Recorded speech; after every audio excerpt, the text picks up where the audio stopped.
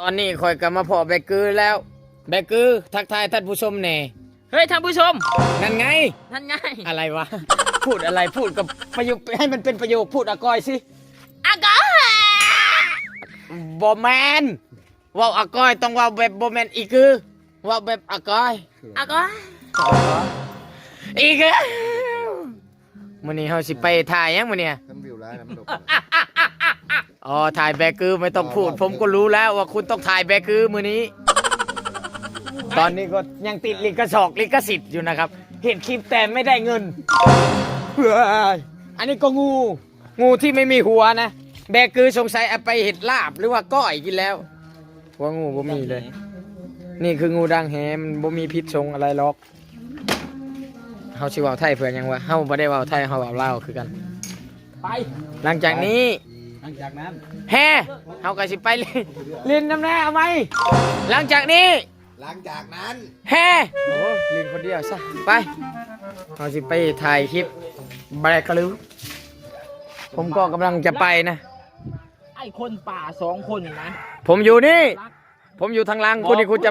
ผู้ชมเบ้า แฮ่อันนั้นก็คือมา ตามหาคนป่าที่มันรักของผม ใส่สแกนใบหน้าอีกนอกประตูกับสุดยอดลาย ที่ผมอุตส่าห์ฝึกวิชา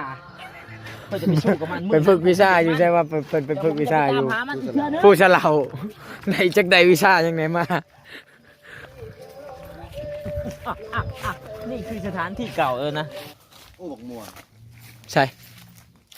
นี่ก็คือมักม่วงนะ ตายไปแล้วไปสาว30 นาทีเลย ตามมาผมจะไปล่าแบกคืนกับ แบกคือจะลาบผมนะ เริ่มต้นอยู่บอลได้นี่เริ่มต้นบอลมือไก่900ไก่900ก็อยู่บอลนี่ เหมือนไก่พันบ่ แมน โอ้ย แต่ละมุกกูเบื่อแน่ละ บุกหรือไก่ เขาบ่อยากเบิกเลยแหละมุก หลังจากนี้ หลังจากนี้ แฮ่อ้าวนั่น กูว่าแล้วมึงต้องตาย เลิกจะไปตะลุดปลาไร น้ำ มันบ่มีหยังตื่นเต้นเลยนะสายทางไป ครับท่านผู้ชม ผมแบบบู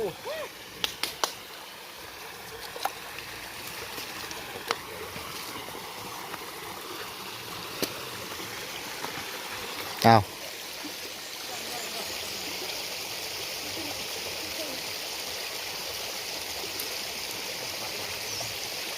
ยังไงท่านผู้ชม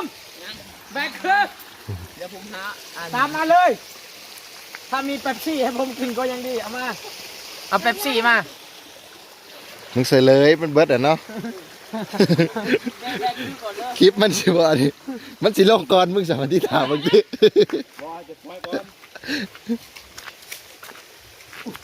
ปลาโต้ปะวะ ติดเรื่องบ่ เด็ดเดียวกับยาแล้วของมึงตัวนี้ ของเขาจะเอามา ไม่ปากเลยนะ ให้มาติดเรื่องเลย ช่วงมาหัวนม ไม่นะ ผมกลัวติดเรื่องนะ คุณพลัง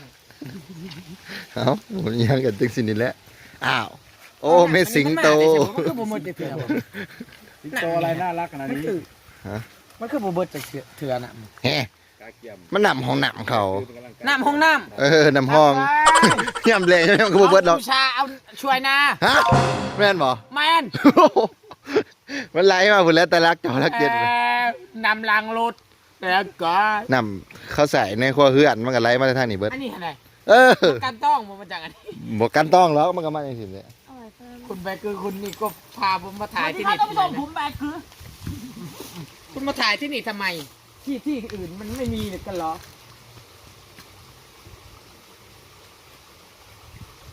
ขอโทษทีเขาไอ้เป็นพลังของแกง มาลิงกิงกองมาลองกองกอยกดขี้ต้อยเด็กไฟในชีวิตเธอ เฮ้ มึงก็บ่ใจมาลองกองกอยนะ เฮ้ยคุณเขียวคุณไม่ถ่ายคลิปเหรอ บ่ทายให้ว่าเพิ่นก็พอแล้ว ถ่ายกันวิวก็ขึ้นเสมอนะพวกผมมันขึ้นอยู่แล้วนะคุ เฮ้ย ณ ใครจะถ่ายให้ผมวะทำไมคนมิจะจับกล้องแบบนั้นเว้ย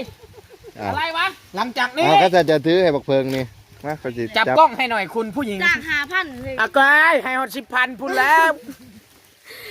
จ้าง5,000ลงอืม คนติดตามหลาคนป่า พี่น้อง มันก่อน เออไปล่าหัวยองกับ นี่หันหลังนะแล้วก็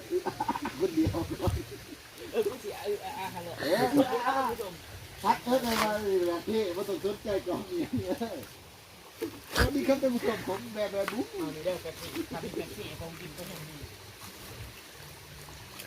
ตอนนี้ผมติดคอมากเลยมาถึงเก็บคอ อ่ะก้อย อากาย มือตาขี้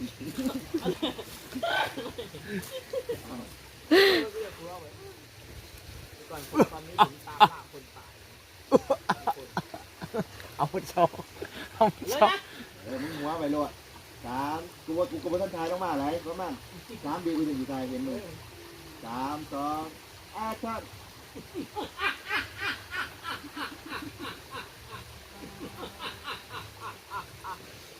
สวัสดีครับท่านผู้ชม ผมแบกคือ ตอนนี้ผมกำลังตามล่าคนป่าที่2 คนมันบังอาจมันเขาหยุด เอาแล้ว หยุด เขา ก่อน ปิดอากายเขาปิด ทำไมสวัสดีครับท่านผู้ชม ผมแบกคือตอนนี้ผมกำลังตามล่าคนป่า2 คนมันบังอาจมาขโมยไก่พันธุ์ของผมและงูดังแหของผม คืออีพีก่อนผมตามล่ามัน ผมไม่เห็นมันผมอุตส่าห์บุกไปที่ถิ่นมันอยู่ ผมอุตส่าห์พึกวิชาแต่ผมก็ยังไม่เห็นมันตอนนี้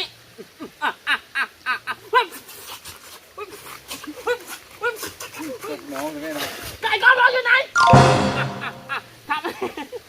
ถ้ามันเห็นวิชาตัวนี้ของผม มันก็จะย้านผมแน่นอน แต่ตอนนี้ผมอุตส่าห์ยังล็อกหามันก็ไม่เห็นมันก็ไม่เห็นมันผมก็ยังไม่เห็นมัน นี่ไงผม หยุดก่อนมึงออกไปก่อนตอนนี้ผมท้องแห้งผมรู้สึกเจ็บคอมากเลย ถ้ามีน้ำให้ผมดีๆจากน้อยหนึ่งก็คงจะดีท่านผู้ชม ผมไม่กินน้ำตัวนี้นะ ผมจะกินน้ำที่มันดีกว่าเฮ้ยเป็นไงท่านผู้ชมมันคือน้ำแป๊บโซ่น้ำแป๊บซี่นี่เขาไม่ได้จ้างเรารีวิวนะเราต้องว่าน้ำต่างมันคือน้ำแป๊บเชอร์นะท่านผู้ชม เดี๋ยวผมจะทำการกินน้ำก่อนนะท่านผู้ชม เดี๋ยวต่อไปผมจะไปตามล่ามันแต่ผมต้องกินน้ำก่อน ที่ถามไทย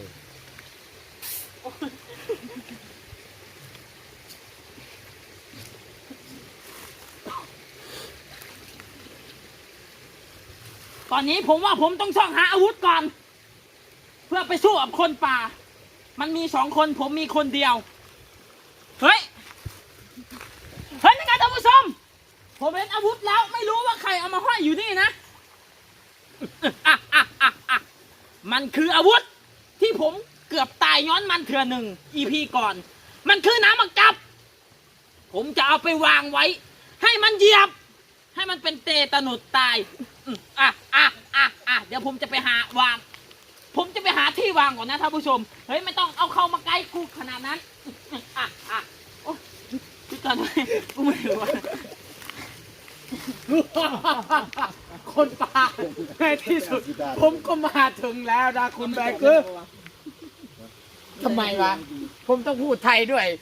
ตั้งที่ผมพูดอากอยอยู่เรื่อยๆเลยเสียดอะไรปะเนี่ยกินแป๊บสี่เวลากินแป๊บสี่ก็ไม่ได้ว่ามาแต่ว่าเอาที่เขาไปกินแป๊บสี่นะ ผมจะเอาแป๊บซี่ไปยั่วมันแล้วผมจะวางตัวนี้ไว้ ให้คนป่าไปลักแล้วไปนางว่าวเนี่ยเด้อคนป่ามันต้องมาที่นี่เลย ผมปึ๊บก็มาปรับขาพอ2 นาทีขาพอนาทีวะ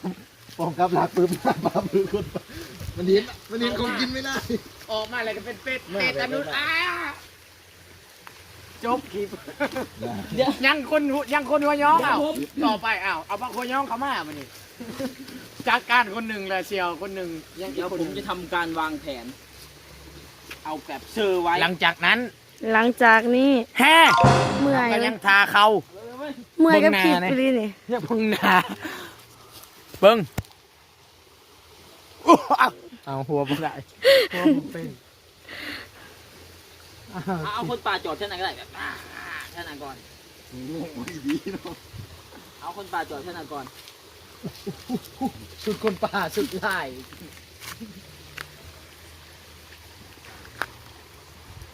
เห็นได้ อาวุธมึงไปเสร็จแล้วกระทะอยู่หันอยู่ กระถามันบอกเอามา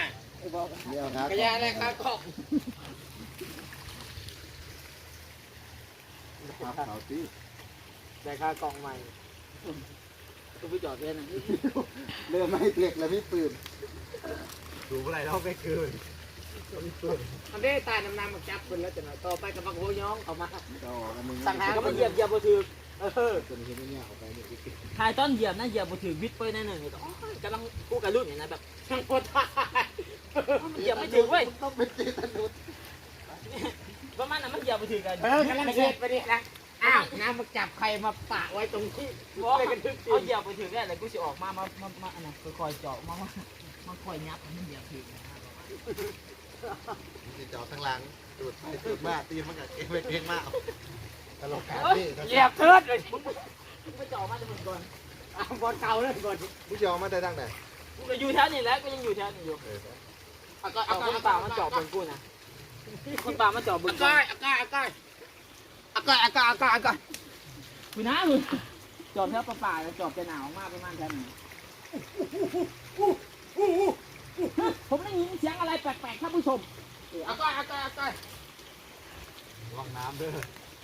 ถ้าแม่ต่อคนตายแท้ๆกู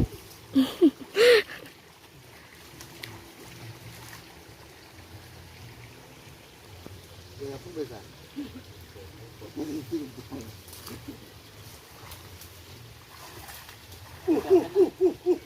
อากาศ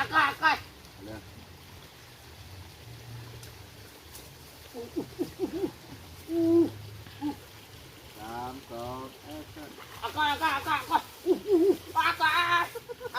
ศเหยียบน้ำ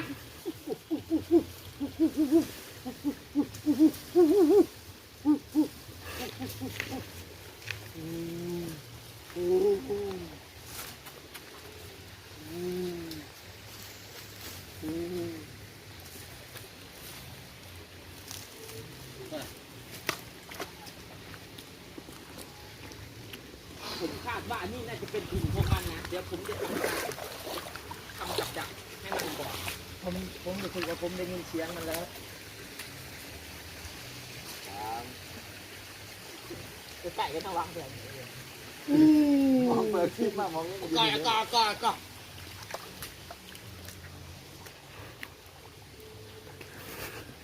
ายบ้างถ่ายเลย นะ ถ่ายเลยนะ สามสอง เฮ้ยท่านผู้ชม อากาศ ผมได้ยินเสียงมันแว่วๆคาดว่ามันจะอยู่บ่อนนี้แหละ เดี๋ยวผมจะทำการวางกับดักให้มันมาเหยียบน้ำหมักจับของผม ให้มันประตาตะหนุดตายเดี๋ยวผมจะเอาแบบสีล่อมันนะให้มันมาเอาแบบสีแล้วก็ให้มันเหยียบน้ำหมักจับของผม มันย่างมามันมาเอาแบบสีอยู่นี้ตีนมันก็น่าจะเหยียบน้ำหมักจับของผมมันก็ตายเดี๋ยวผมจะทำการไปนี้ก่อนนะท่านผู้ชมเฮ้ย ไม่มีใครเห็น เฮ้ย มาเลย ให้เข้าไปเลยใช่ไหม ใช่ เฮ้ย มันมาแล้ว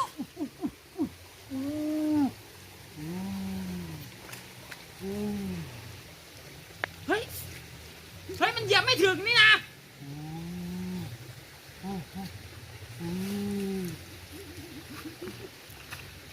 โอ้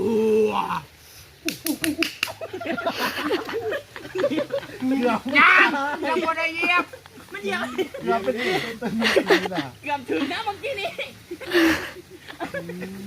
เสียงไปอากาศ มึงระวังแนว เฮ้ยทำไมไม่เหยียบ สี วะ ไทยแต่ตีนมาดิมึงบ่ต้องอะไรสีไทยเห็นแต่หนาว่ากันตีนมึงแม่ไม่ได้ แน่ เนาะ บ่ได้เราเหยียบ จะได้ดีใครจะเป็นกันน่ะมึงแม่เบิกน้ำมาจับเลยนัดกันไว้ที่สายกัวสิ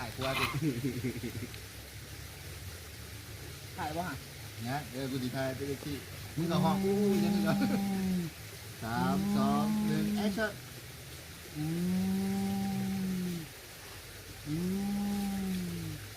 เฮ้ยทำไมไม่เหยียบกันเทียวะ เดี๋ยวผมจะใช้ทำให้ตายนะท่านผู้ชม ผมจะเหยียบแล้วนะ เอามานะ ทำไมเอาห้องหนึ่ง มึงก็เห็นมึงยิดนี่มึงก็มึงก็อันนี้อู้รถไปแล้วมึงนัดกันนะที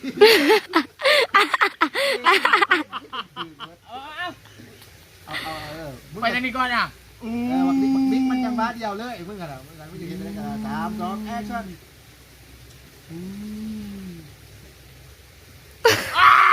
ยัง มึงจะถึงอยากถึง ถือเหยียบแล้วก็จับตีนเหยียบ ไปแลนไปเลยบอก มึงก็ฟองไว้แล้วมึงก็จับตีนมัน เดี๋ยวบอกเหยียบเถิดเดี๋ยวสิแล้วก็เหยียบแล้วเป็นเปตานุส บอกวิจับตีนเหยียบใส่ มันจะฟองไว้แล้วมึงก็จิกจับเอาตีนมึงยุดมันฟองลง เอาอะไร ผมมาเหยียบก็อยากให้ผมเหยียบนะ 3 2 เฮ้ย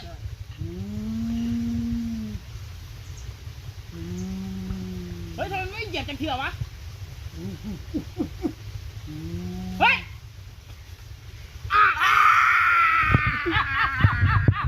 ในที่สุดมันก็เหยียบน้ำมันจับผมมันจะเป็นเตตานุสนะท่านผู้ชม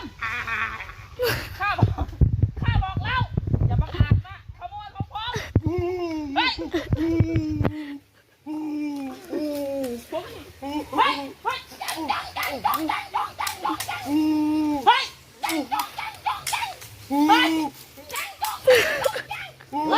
คุณมาแล้วอากายมือทำไมหมูของมึงอีกตัวหนึ่งไปใช้ ตัวหนึ่ง เดี๋ยวครั้งนี้ข้าจะไว้ชีวิตเจ้านะ เจ้าไปเอางูดังแหมาคืนข้ากบใจเฮ้ยน้ำก้อนกับจอกอยู่พุ่นเอาน้ำก้อนกับจอกไปนำ กูถ่ายอะไรเนี่ย แกไปเอาหมูแกมา อูติที เห็นไหมท่านผู้ชม น้ำหมักจับของผม ในที่สุดผมก็ล้างแค้นมันได้นะ แต่ผมเสียแป๊บซี่เฮ้ยแป๊บซี่กองผมเสียแป๊บซี่ไปให้มัน แต่ผมก็มันเหยียบน้ำหมักจับผมไปอีกประมาณ 7-8 ปี มันน่าจะเป็นเตตานุสตายท่านผู้ชม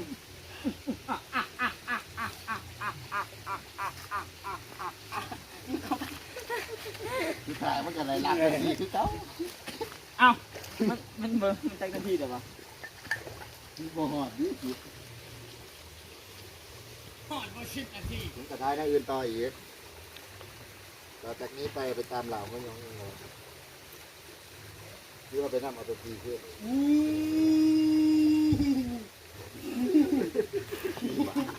เมื่อยจังเลยครับ ผมบอกกินแบบซี่ก่อนนะ ผมจะเป็นเตตานุส เฮ้ยเบิ่งแม่ยิบ 2 นาทีเองวะเนี่ย หลายอีกว่ะ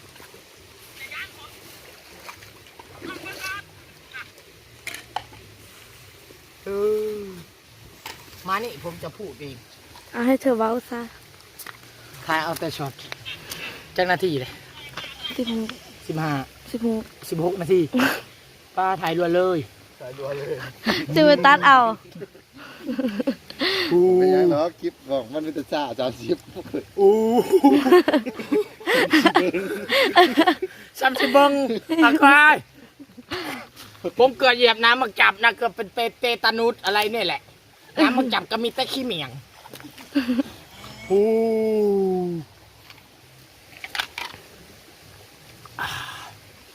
รสชาติของคนรุ่นใหม่นะ ผมว่าพอตอนนี้แหละ เอาไปเลยไปขึ้นทึงเลยไป